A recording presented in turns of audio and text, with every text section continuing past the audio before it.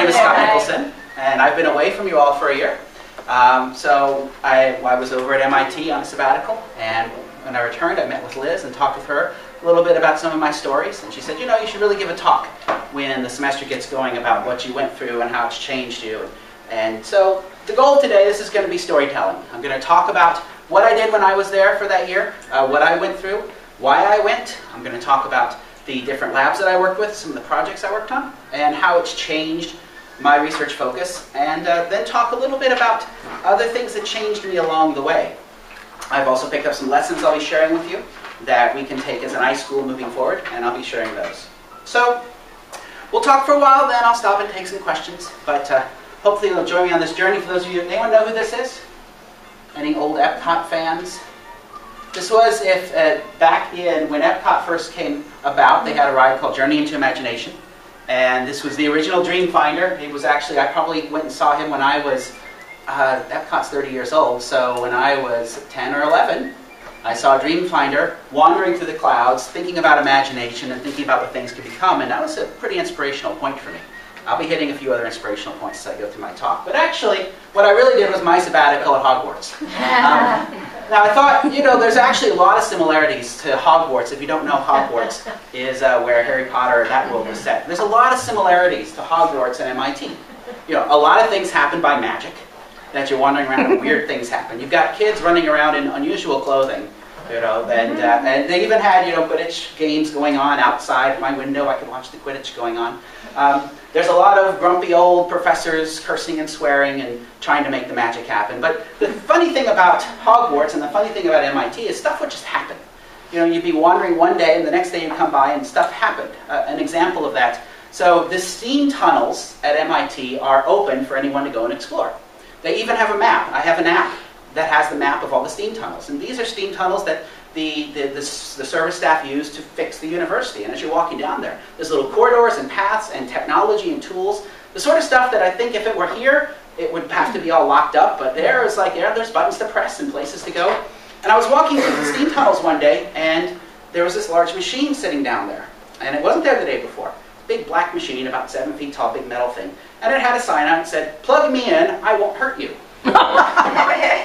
Like, well, that's very MIT of it, isn't it? I did plug it in and it didn't do anything, sadly. So it didn't hurt me, but it, you know, it was interesting. But so this is actually at Universal Studios at the Wizarding World of Harry Potter. They have this mock-up of the castle, Hogwarts Castle. When you walk in and you see it, you're like, oh wow, I'm just like in the books. But what's interesting is that as you wander around the land, and if you wander in the queue for one of the attractions, you kind of go behind the castle, and things get a little distorted. So this is actually in this queue, and as you look up, this building, which before was sort of this big fancy thing here, is actually just this little bitty building. And then you have this big tower back here, and it's like, things aren't quite right, aren't they? Mm. And that's actually kind of how I felt as I came into MIT and I saw Hogwarts, and then I kind of settled in, and I'm like, something's not quite right here. So I'll talk a little bit about the things that I learned as I was there, and where things looked great and where things kind of slipped through the cracks. But anyway, why I did this. So I ran the Library Game Lab of Syracuse. Started that in 2007 as a way of looking at gaming in libraries and trying to explore what was going on. And I hit a point where I said, you know, I need to add something. I've been looking at recreational games in libraries. I've been talking a lot about that, but I need to do something else. And I thought, well, there's several paths that I could take in order to do something else. One path is to really move into game studies. So one of my areas of specialty is in board games. I've got board games that I've designed that are out there.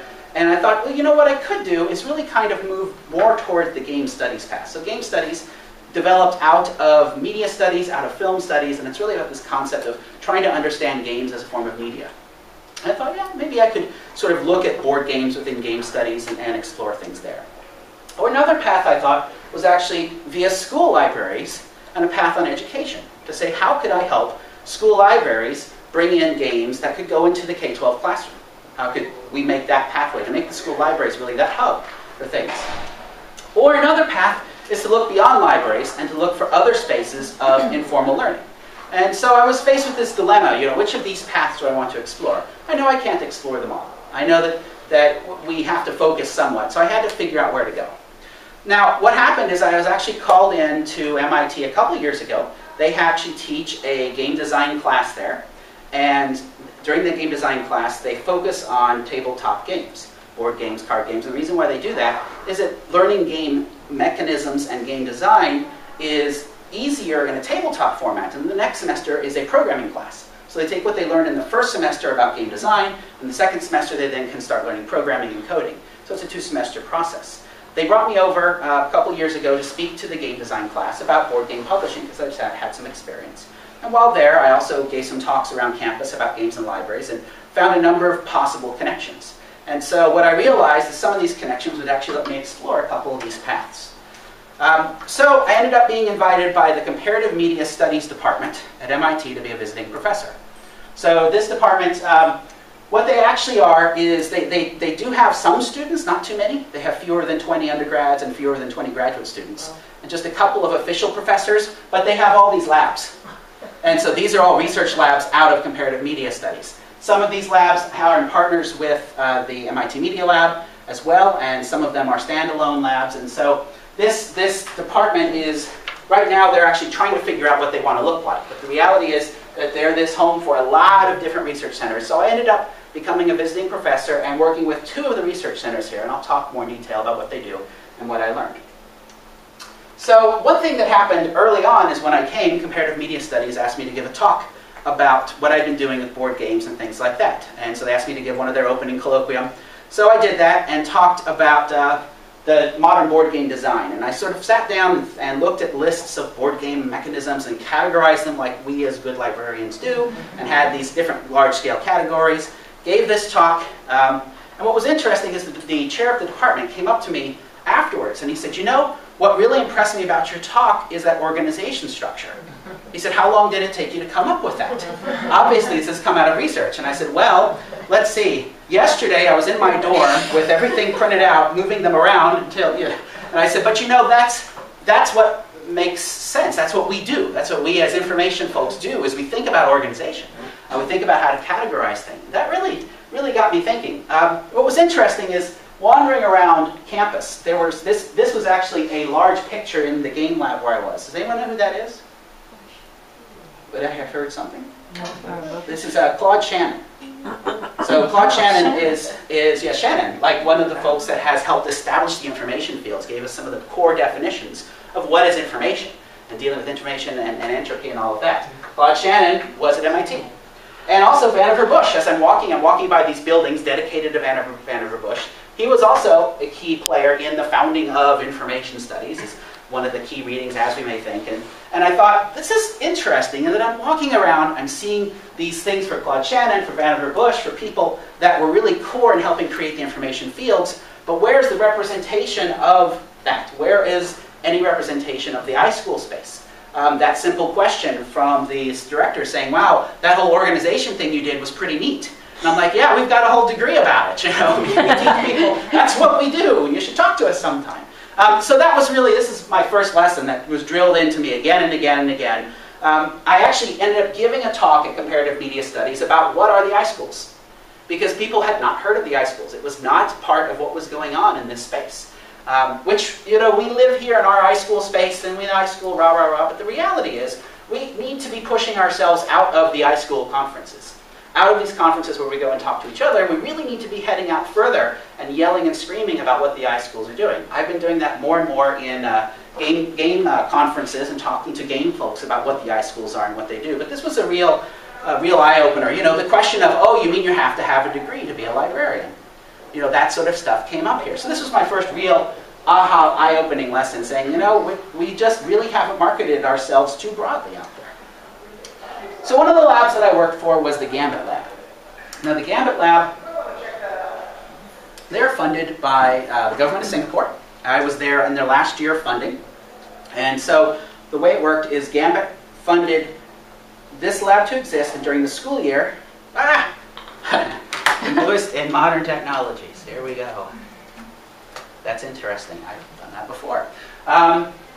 So the Gambit Lab, what they did is, during the school year, they taught classes on game design, and they got groups of students together to make games. And then in the summer, they ran a big program where a bunch of students from Singapore came over, and worked with MIT students to create games. So the Singapore government was funding this because they wanted to become a leader in game design.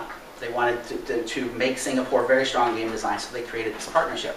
So each of these little signs represents one game that was been made by that game lab. What was interesting, though, is how these games get started. So these are not just straight-up recreational games. All of these games came into existence out of a partnership with an MIT faculty member. The idea is that they would put out calls to MIT faculty and say, do you have an interesting research project that you'd like to disseminate the results from? Or they would say, are you trying to collect data in an interesting way?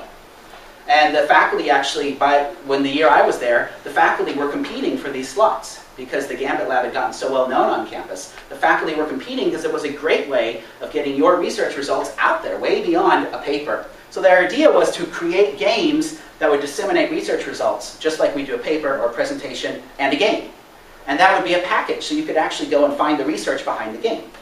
As an example, one of the games that they were working on when I left, there was a scholar there who worked in relativity, the concept of relativity. And what he wanted to do is create a driving game where you're driving, and just like your car has an accelerator and a way to steer, your car also could change relativity. And so you would get to see what happens to the world around you when the constant of relativity is changed. Now, the idea, of course, is that when you play the game, you're just playing a driving game and you've got this weird control. But by playing the game, you then start to understand, oh, this is what relativity is. A way they were collecting data. So one of the games they created called Shadow Shop. The way it worked is you would set up a shop in a land where all the shadows were gone and they were separated from individuals. And you were given a set of shadows, and then you got to assign descriptive words to those shadows. Descriptive words like angry, or nice, or gentle. And the shadows were silhouettes of people, like thin people, fat people, tall people, skinny people. And then in the game, you would then later on have to match the shadows to the people when they came in. The data being collected underneath was, what sort of assumptions do people make about how someone's personality is based upon their body type? But that was all couched in this larger scale game. So this is the stuff that Gambit worked on. They would do between 4 and 6 games every semester. So they do some during the fall, some during the spring, and then a big batch during the summer when all the Singapore folks would come over. What was interesting, and so this is where I spent most of my time. I had an office in Gambit, and I got to see how this worked. And so the way that they actually ran this, so you had these different groups, these 6 groups per semester that were creating different games. Now the students that were creating these games were part of a project, and I'll talk about this later as well, called the Undergraduate Research Opportunities Project. And that was ran all over campus. It was a great way for students to get involved in research. And students could get involved, and they could either get money or credit for spending their time doing research. And this project was all throughout the departments. It was a great way that they got a lot of student labor to help out on projects, and a lot of undergraduates working in these research labs. So the undergraduates would fight for these slots, these opportunities. The lab itself had a series of directors, so the executive director that kind of ran the whole thing, a technical director, an audio director, an art director, and a director of development. And so these folks were there all the time and consulted with the groups. And then you had some staff members, and then a variety of 4 or 5 postdocs and researchers, and I was one of those researchers. So these teams were then overseen by a group of these folks. So what I watched and what I realized, when I had left, I said, you know, it would be interesting to create some space where we could really make games. But as I was there, I said, you know, we don't have the infrastructure to make games. We don't have this kind of infrastructure with audio people and art people. We don't have those connections, at least not yet. But so right now, that's a real struggle for anyone trying to make games, is they have to build that infrastructure for themselves. The nice thing about this setup is there was an infrastructure in place that these teams could tap and engage with. So this is an interesting model I'm keeping in the back of my head as we're going along about what infrastructure we would need if we wanted to be able to create games. The other aha that I was having about this time was I said, you know, I could talk about libraries and I could talk about board games, but the reality is, why should I talk about stuff that I could do when I get back to Syracuse? Why don't I just engage myself in the MIT world? And so that's what I started doing. About 2 months in, I just started going to every research meeting I could, just trying to get involved in projects and open my mind up and say, you know, I can talk about board games and libraries when I get back to Syracuse because there's no one here for me to talk about them with. Instead, I'll talk about what's going on here and really engage with that. Now, what was interesting, so that the Game Lab, there's not at MIT a formal game design degree. So students would get involved through these Europs, they would learn how to make games, there were some courses they could take, but they don't have a degree. While I was there, MIT got announced in the Princeton Review with the second best game studies degree And the third best graduate game studies degree. They don't have a degree. But this, what was interesting about this is this demonstrates the power of having this sort of space where students that have an interest in a topic can come together and explore that, and a few courses, the students that were wanting to go out and get jobs in the games field were able to do so. They were getting degrees in computer science and engineering and mathematics and related fields. They weren't getting a game design degree. So now, when this happened actually, this happened at the same time that the Gambit Lab lost their funding from Singapore. And so MIT said, well, all right, we're going to actually make this into the MIT Game Lab. And so this is now what exists. The Gambit Lab program has been shut down, and now the MIT Game Lab is coming out. They're now trying to figure out how do we operate in this new structure. How do we perhaps support, now that we're ranked in this degree, maybe we should actually put together that degree. The other thing that's interesting about this list is if you take a look just down the road, Rochester Institute of Technology is actually one of the top schools in game design as well. So if we start to head more towards into games, it's good to know who the competitors are.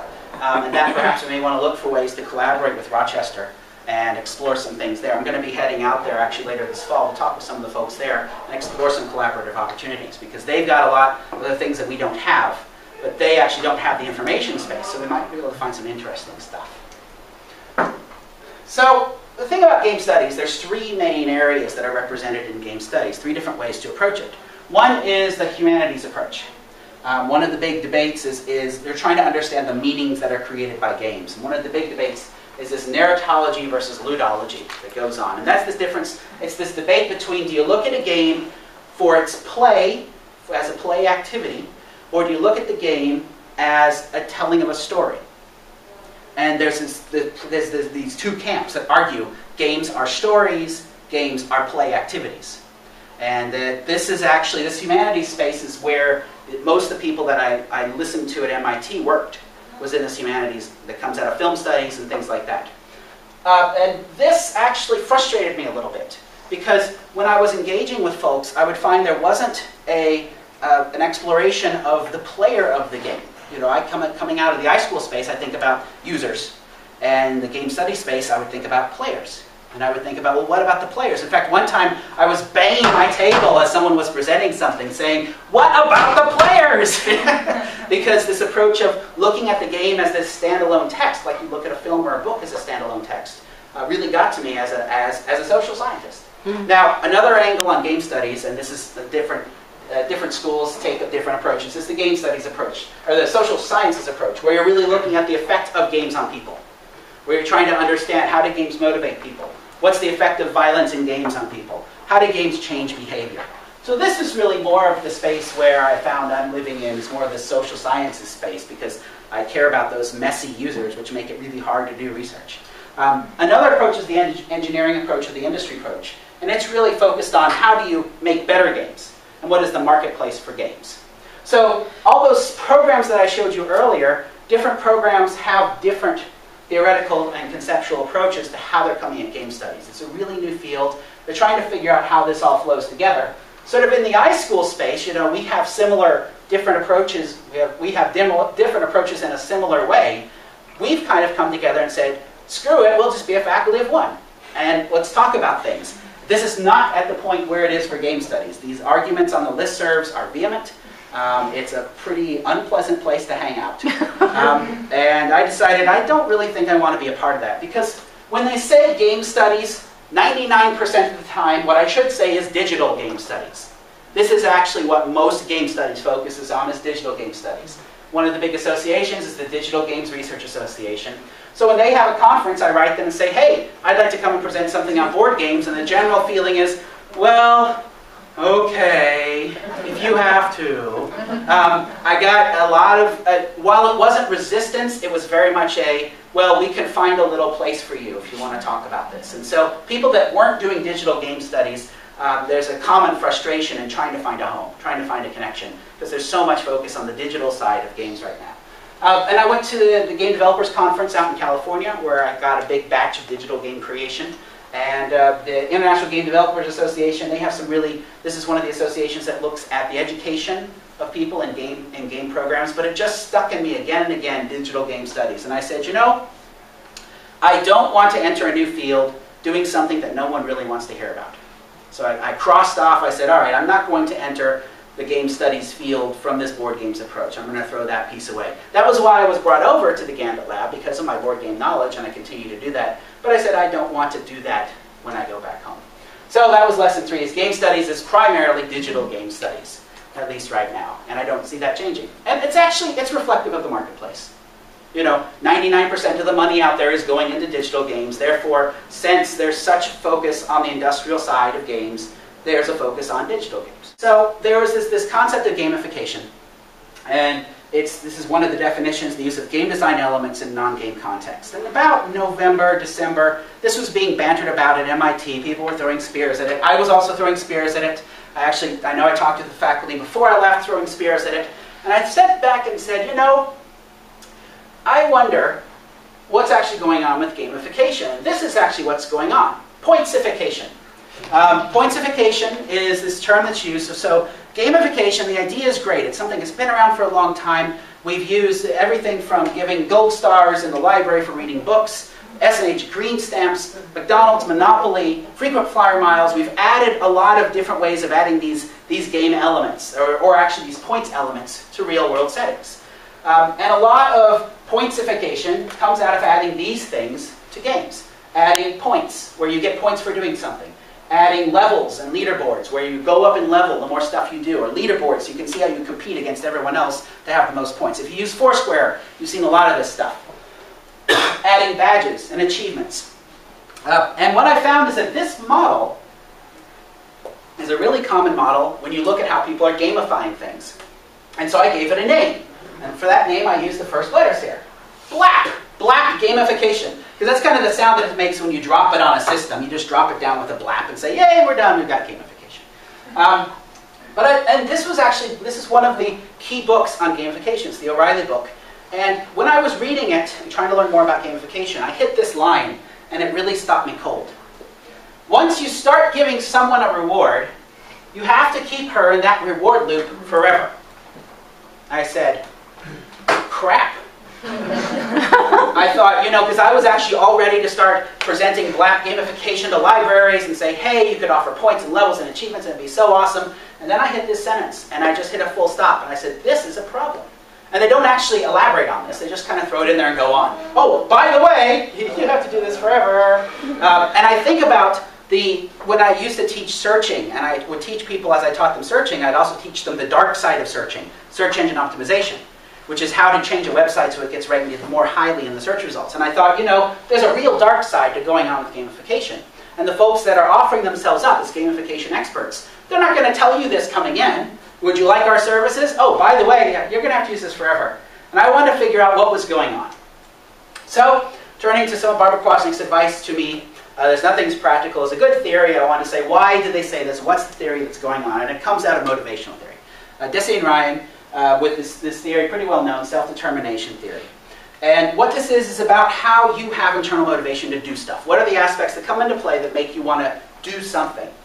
And what they found in looking at study after study after study is that if you use rewards in a controlling way, you reduce the internal motivation to do something. That internal motivation is replaced by rewards, replaced by external motivation. Well, what do you think happens then if you remove the rewards? You now remove that external motivation, and the internal motivation is left, and you're actually worse off than you began. So to bring this home to our field, if libraries are using summer reading programs and giving rewards to kids to read books, and the kids perceive those rewards as trying to control their behavior, then when they're done with the summer reading program, they're going to be less likely to want to continue to read. How could that happen? And where's the evidence in that? Well, I think about one of the big problems with public library attendance is that they come as kids, they come for summer reading, and then they get to be teens. I think, well, that's interesting. Now, I don't want to get into saying one thing causes another, because we're not to that point. And I know that Ruth is actually studying this right now. They're actually looking into this concept of how we may have harmed people's interest in reading when we're giving out these rewards. And I said, there's some problems here. So if you can find something that's internally motivating for someone, then that thing is meaningful. And one of the challenges with this, as I started to think through, well, how do you actually do that?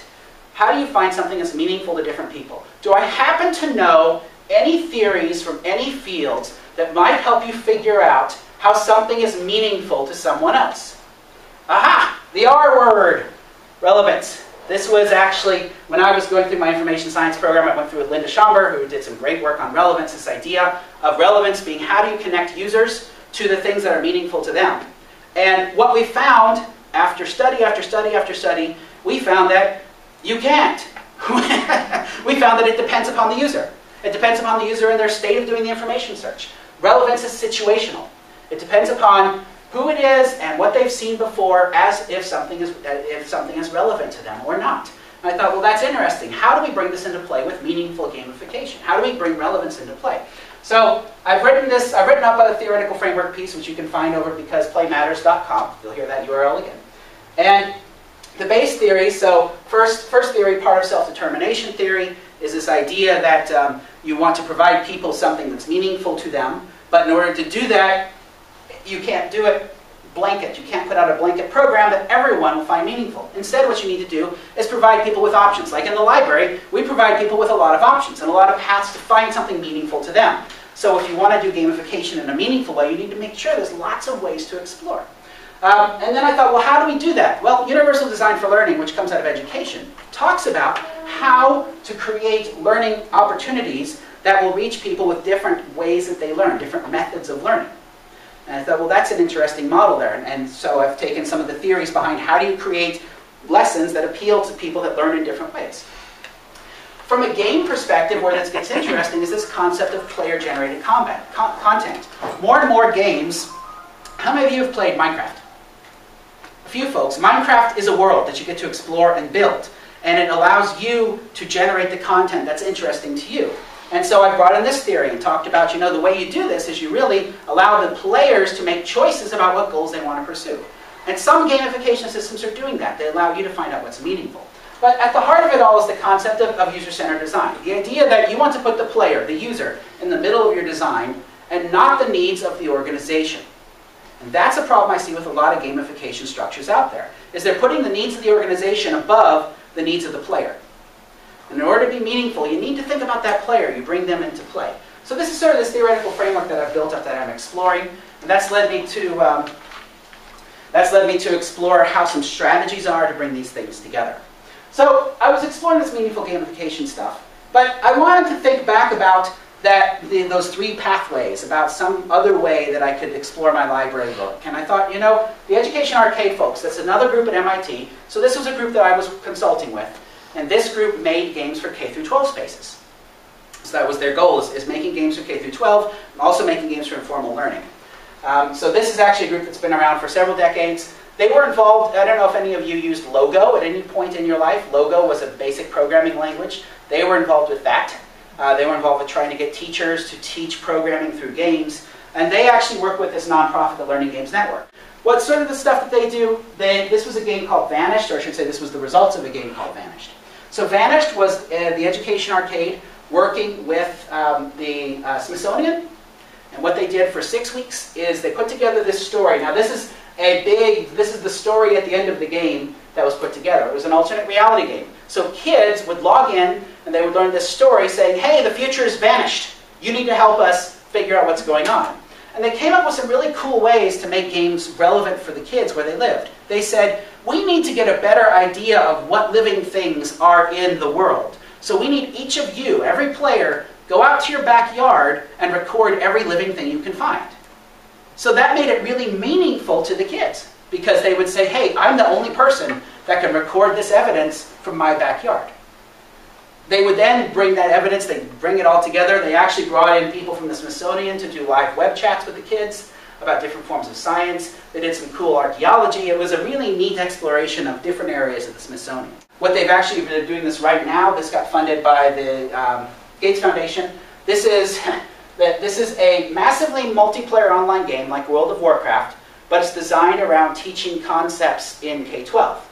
So the idea is that the skills that you would use, like science and chemistry and math, you would use in the game to do things. And you would be playing alongside of, in theory, millions of other kids who are also exploring things for their school. So you would be partnering up with kids learning the same thing in other places, working together.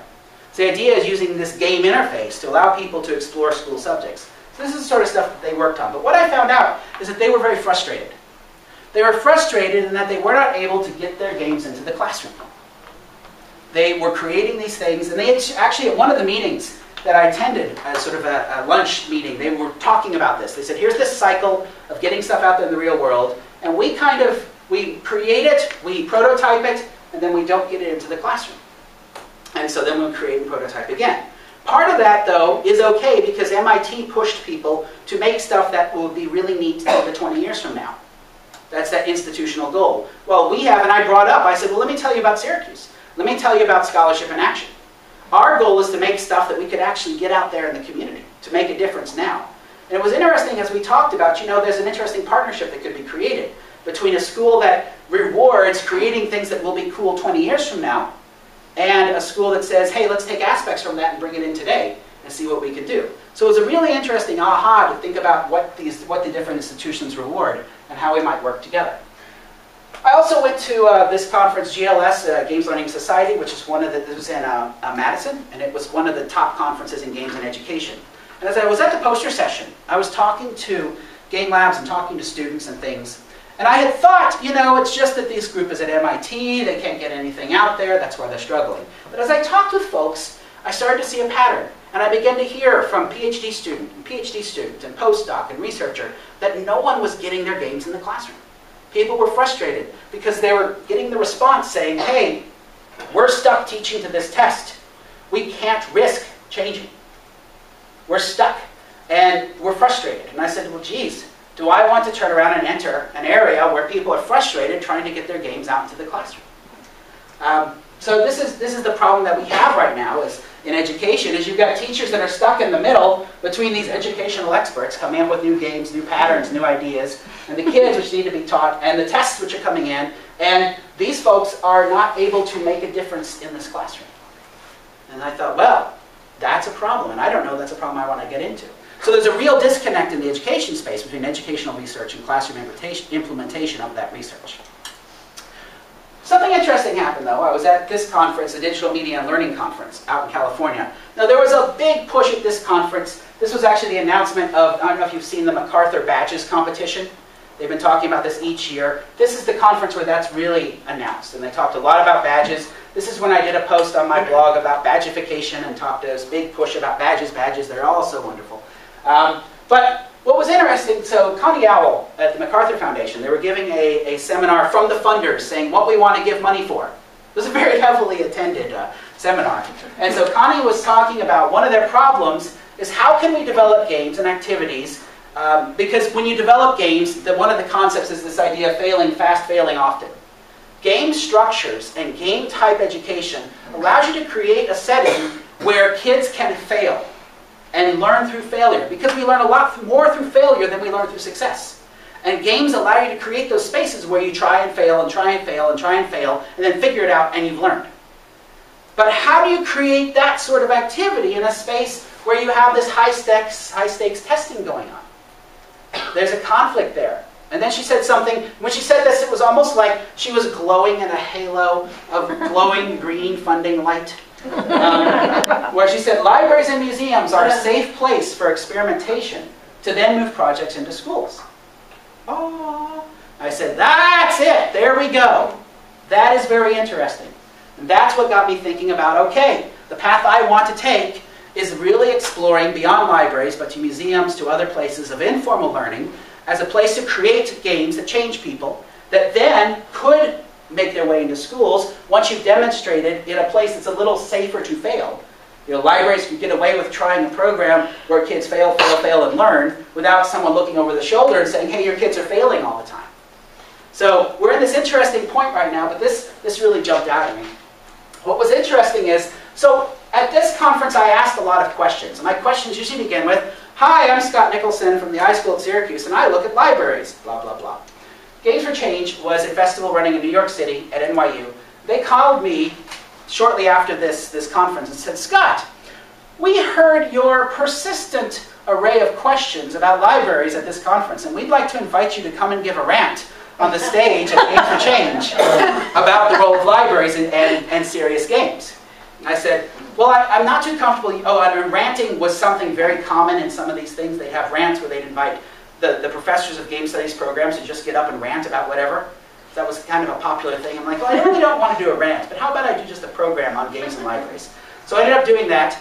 But while I was there, I heard from Jesse Schell. Jesse Schell is someone strong in the game studies field. He wrote this great book called The Art of Game Design, which talks about lenses on how to look at games. And he was talking about the term serious games. It's a term you may have heard of before, the idea of serious games. And so serious games as compared to playful games or recreational games, the idea that you want to have a game for a serious purpose. Now the conference was called Games for Change, which I think is a nicer take than serious games on how you do games that change people. But his suggestion was a different term, and this is the term I've grabbed onto, and that's transformative games. The idea that the game is designed to help the player transform. And what I like about this is it really puts it in the player's perspective. It's like the reason why we're making the game is because we want to help that player transform through that process of engaging with the game. So this is really what I'm looking at now, is this concept of transformative games. But when I say that, I could also be saying serious games or games for change. These are all similar, but this is a word that's being pushed to use. So, hi, Jesse, I'm using your word. Now, something else that happened at that conference is, so not too far from here, is the National Museum of Play. Has anyone been there? It is an amazing place. If your hand's not up, it is worth it if you care anything about games and play to go over there. Not only is it a cool place for adults to explore and to think about play, not only do they have open archives with games that go back decades and decades, and you will find your decade, and you will say, I had that, I had that, I had that. I had, like, for me it was the Green Machine, this little rolling thing, and I'm like, how did I ever fit in that? It's like this big. But John Paul Dyson is one of the folks at the museum. Oh, the other thing they have that's cool is there's a branch of the Rochester Public Library in the museum. So when you're wandering around the museum, you see an exhibit on Tolkien stuff. The adults can read things like a menu where Tolkien wrote out Hobbit's weights and measures when he was bored. And then there's a place with books that you can check out. So you're wandering through the museum, and each exhibit has related books, and you take the books with you, and you can check them out on the way out. It's a really cool picture of where libraries and museums could come together.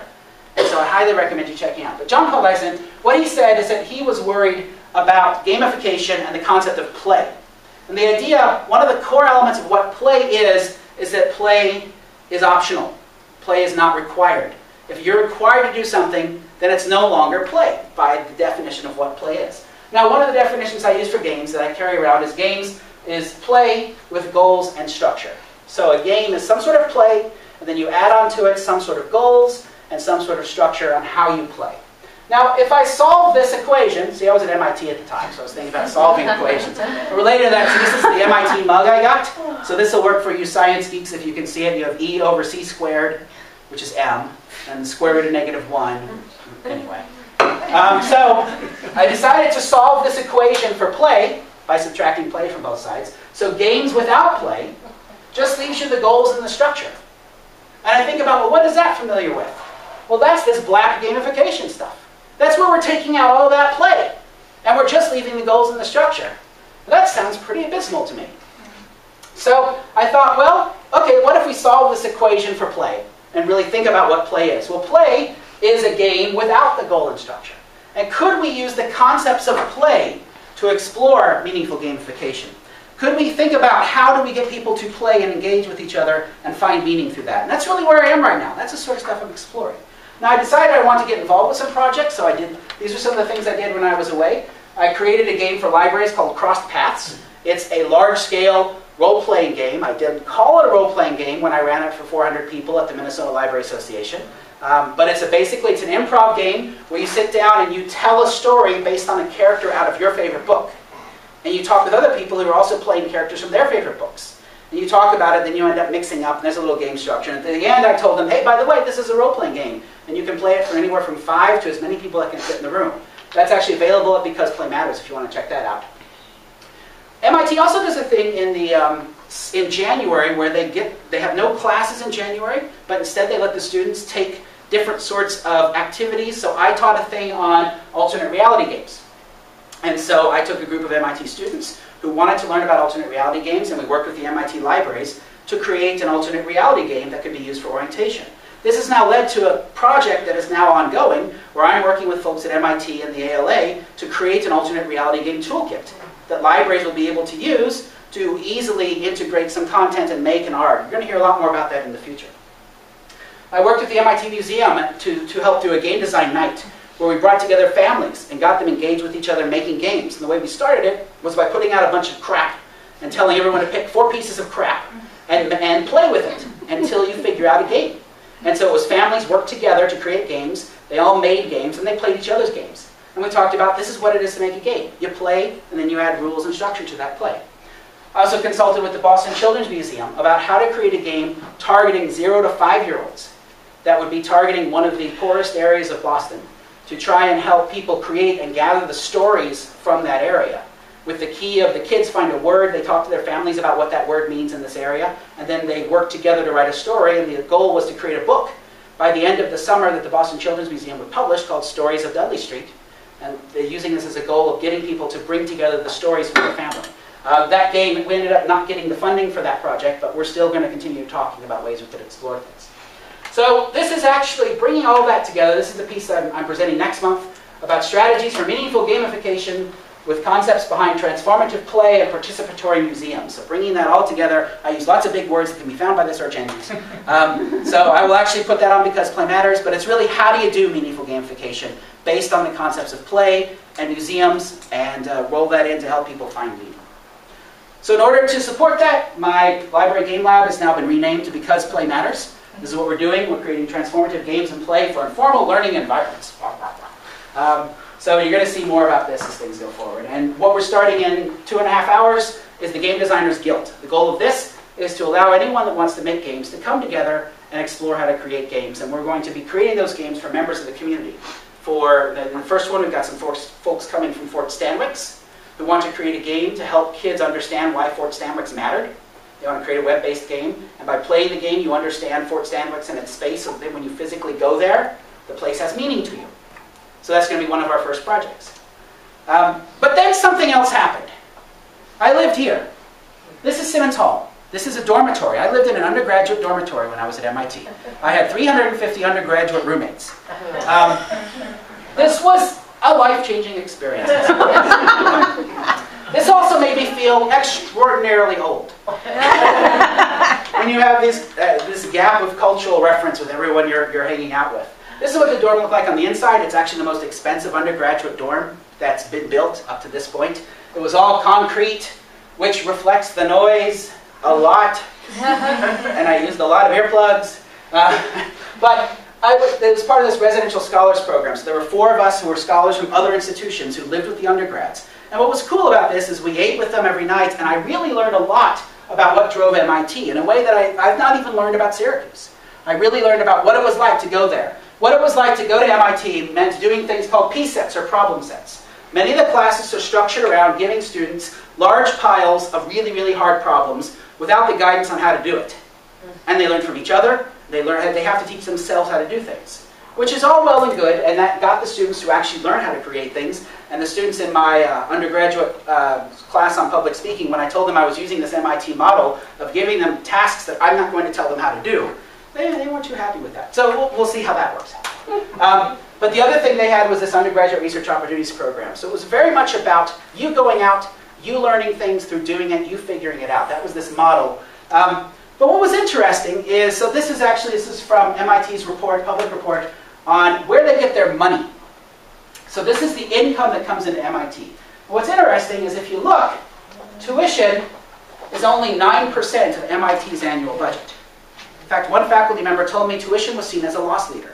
That courses were a way to get people involved for research, to get people engaged with what was going on. So this was actually, as you see, that this is where the money is all generated. But what's interesting about this model then is things like, you might have heard about MITx, where they offer online courses.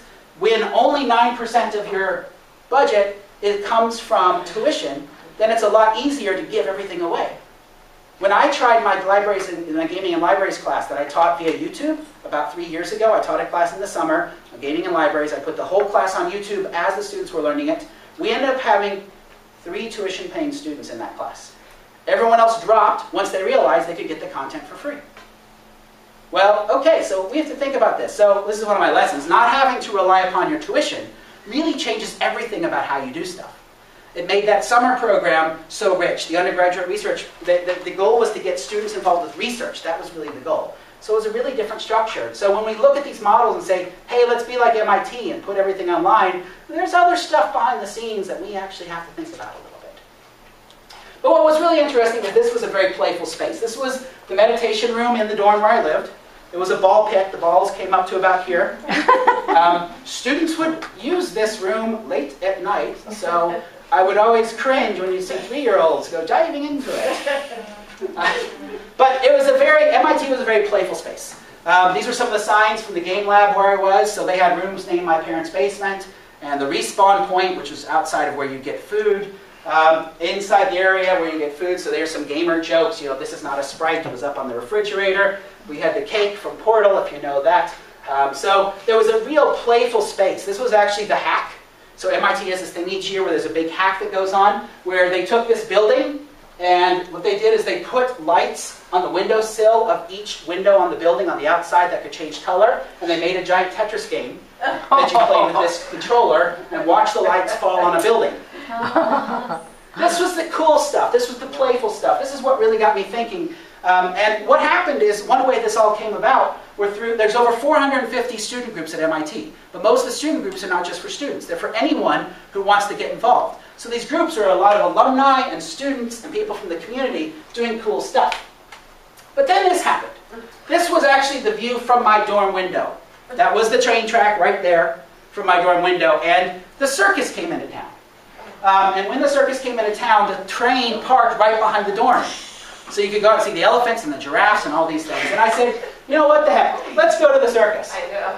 And this was a real changing moment for me. This was a point where I said, you know, there's a playful part of me I'd like to embrace a little bit more. And sitting there with my rubber nose, and I thought, you know, I always wanted to be a clown as a kid. And why don't I explore that? So I found a clown convention. I learned how to do face painting. And this is actually me doing face painting at an MIT event. I began to engage with people, and I also began to run. I began to explore more. When I was running, I saw this Boston 5K going on that was right before the Boston Marathon. This program called Couch to 5K, which would help you run a 5K in 2 months. And I did it. I ran this thing, the Couch to 5K. I actually now run a 5K every other day. And it came out of me embracing the undergrads and embracing the playful side of myself and really getting engaged in this concept of play and how it could be important for me and how it's changed me. So you're going to see me do some things here that you might not have seen before, because I'm embracing this playful side. And what I really learned is having playful spaces is really important.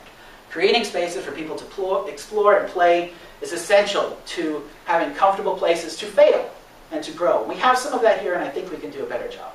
So the Game Designers Guild came out of this model of these student groups that engage with the community, and we're going to see how it works today. I have no idea what will happen. But the last thing I'm going to show you, this was the MIT Media Lab got frustrated because people in the lab weren't talking to each other.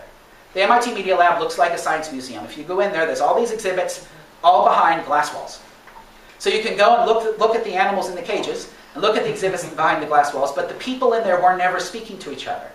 And they had this thing called the Festival of Learning. What they did is they invited people there to come and share things they do in the real world. So we had sessions on brewing, and sessions on two-tone singing, and things on making mochi. And so this was a video they made, which I think really embraces that spirit of what it means to create a playful space.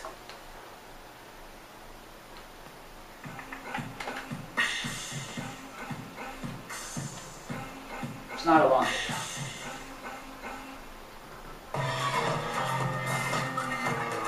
So they created a space just for people to share ideas, to talk to each other who didn't know each other about ideas.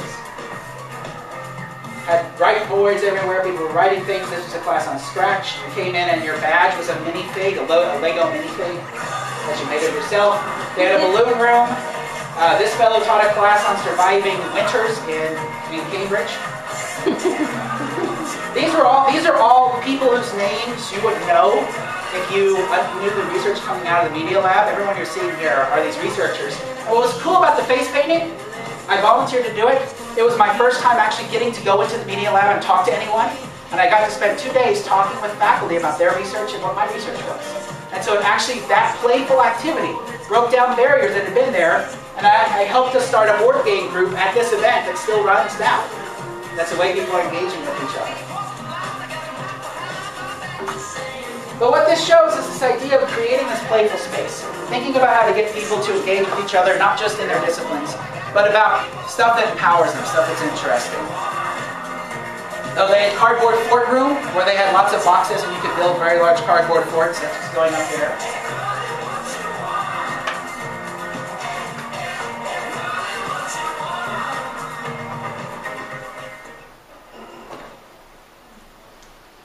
So what it comes down to is really this idea of thinking about play. I'm going to try and do this through the Game Designers Guild, through Because Play Matters. We're looking for partners in Because Play Matters if you want to join in. If you want to learn more about the stuff I'm doing, you can head over to becauseplaymatters.com. You'll find the research that I'm doing there. But it's been an interesting time. I'm glad to be back, but we will see what happens next. But don't forget to play sometimes. Thank you.